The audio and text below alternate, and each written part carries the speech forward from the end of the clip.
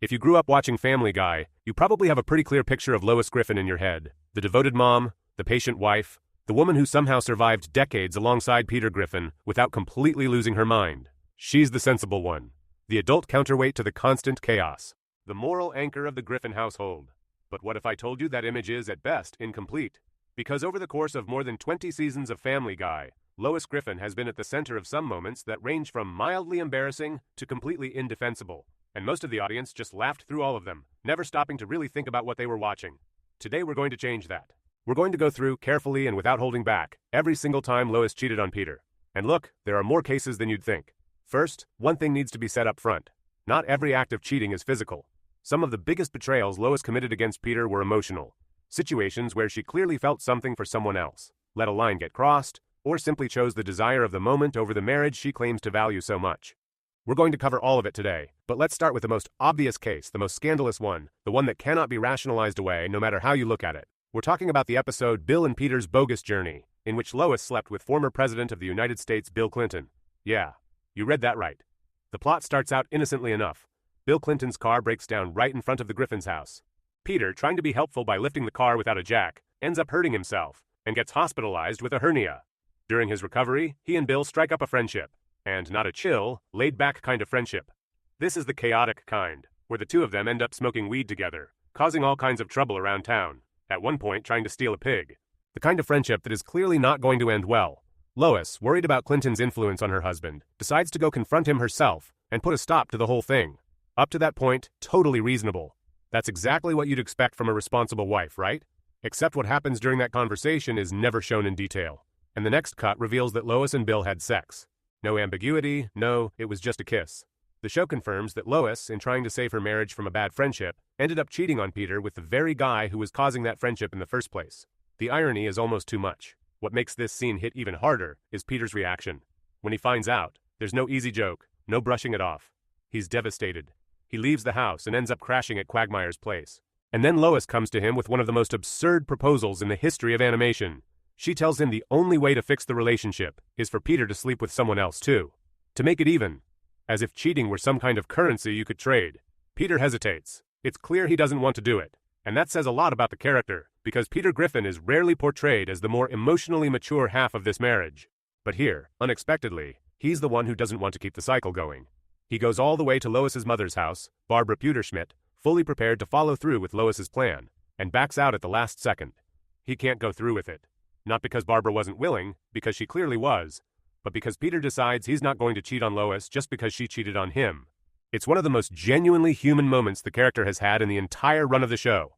The episode ends with Peter going to cut things off with Bill Clinton, and somehow ending up in bed with him too, in one of the most insane plot twists in the show's history. The story tries to wrap everything up as a comedic resolution, but the weight of what Lois did is still sitting right there. She betrayed her husband, deflected the blame onto the situation, and proposed a solution that put Peter in a position to make the same mistake. It's a pattern that shows up again. But before we get to the second case, let me tell you about the time Lois nearly destroyed the marriage from the inside, not with a stranger, but with Peter's best friend. Play It Again, Brian starts with the Griffin's marriage already on shaky ground. Peter has a terrible habit of ditching Lois to hang out with the guys, and honestly, you can understand her frustration.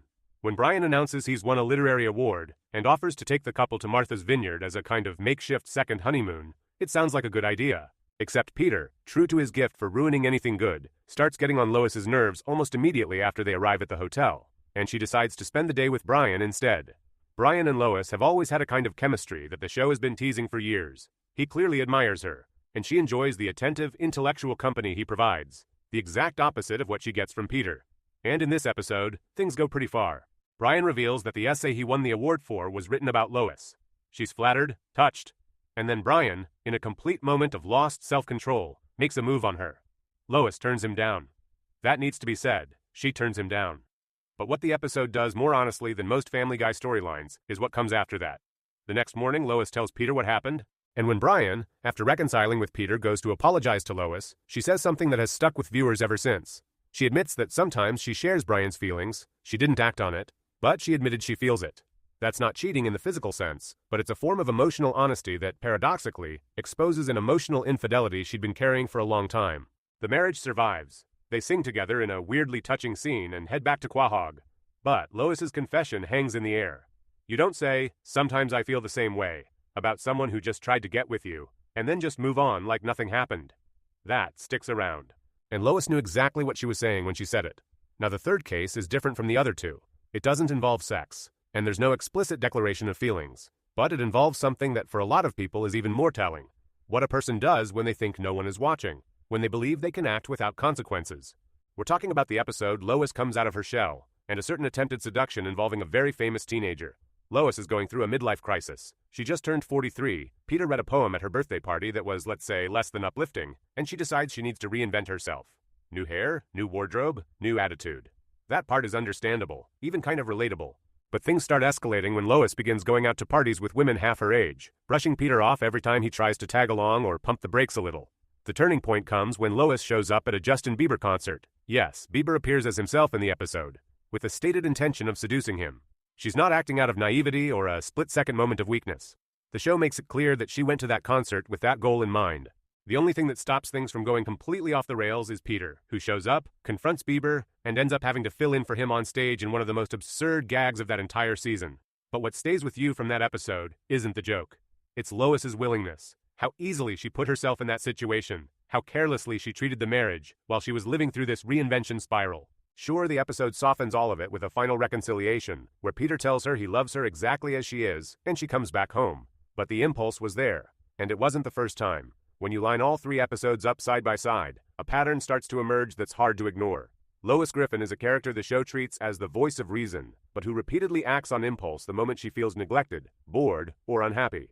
With the ex-president, it was Peter's neglect that supposedly pushed her toward Clinton, or at least that was the implied excuse. With Brian, it was the emotional abandonment that created space for a connection that should have had clear limits. With Bieber, it was the existential crisis that Peter accidentally made worse with a disastrous birthday poem. And what's most interesting is that Lois is almost never held accountable in any serious way. The show always finds a comedic exit, an emotional reconciliation, a plot turn that dissolves the tension before any real consequences have to be dealt with. Peter forgives. Brian apologizes. The family moves on.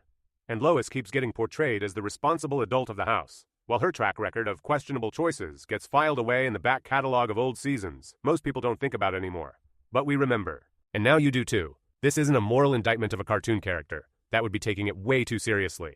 What's genuinely fascinating here is what these episodes reveal about how Family Guy builds its characters.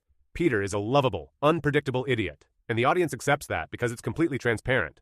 But Lois is more complicated than the show usually lets on. She's capable of things that Peter, at his core, never actually did. And that tension between the image she projects and the choices she makes behind the scenes of the narrative is exactly what makes these moments so striking when you actually stop and look at them closely. So here's the question, and you can answer it in the comments. Which of these cases do you think was the worst? The physical betrayal with Clinton? The emotional confession about Brian? Or the attempted seduction that shows what Lois is capable of when she thinks no one's going to stop her? Let me know down below. And if you enjoyed this kind of deep dive into Family Guy, there's a lot more coming. See you in the next one.